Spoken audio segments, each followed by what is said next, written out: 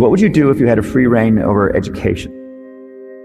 Most teaching today is a lot like vaudeville. As a result, it's just not that compelling. It's like somebody standing up there and lecturing to you, and they've done the same lecture several years in a row. They're not necessarily all that engaged.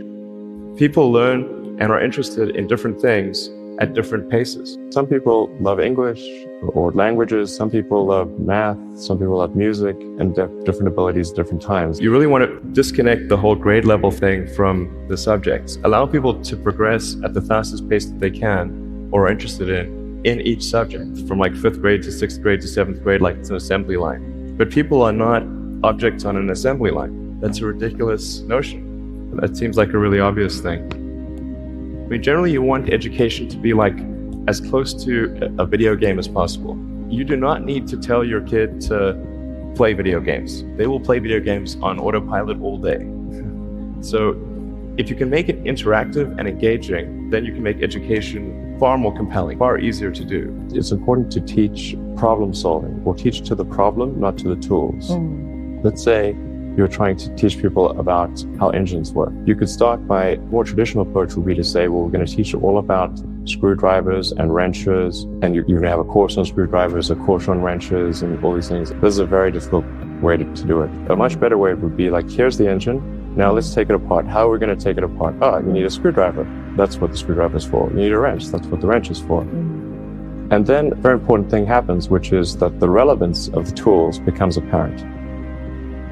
When you see something like the Khan Academy and so forth, I think that's probably going in the right direction. Sal Khan here from Khan Academy, and I just wanted to give a huge shout out and thank you to Elon Musk and everyone at the Musk Foundation for their incredibly generous support for Khan Academy. They just recently gave a $5 million donation to Khan Academy.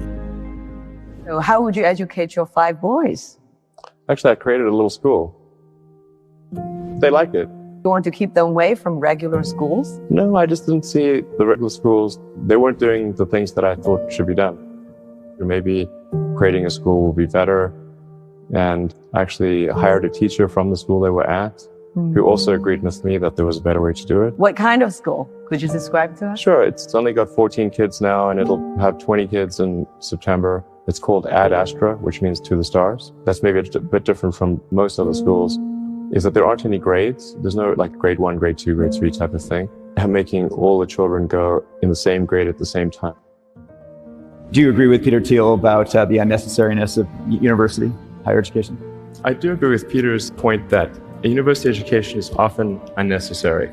That's not to say it's unnecessary for all people, but you probably learn about as much, or the vast majority of what you're going to learn there in the first 2 years.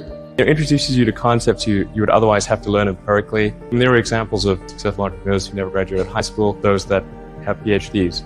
So I think the important principle is to be dedicated to learning what you need to know, whether that is in school or empirically. A lot of companies, they do want to see the completion of the degree because they're looking for someone who's going to persevere and see it through to the end, and that's actually what's important to them. So it really depends on what somebody's goal is. If the goal is to start a company, I would say no point in finishing college. Any advice? What could we as citizens do? What could the U.S. government do to make this a better place to support business, make America even a better place to start a business?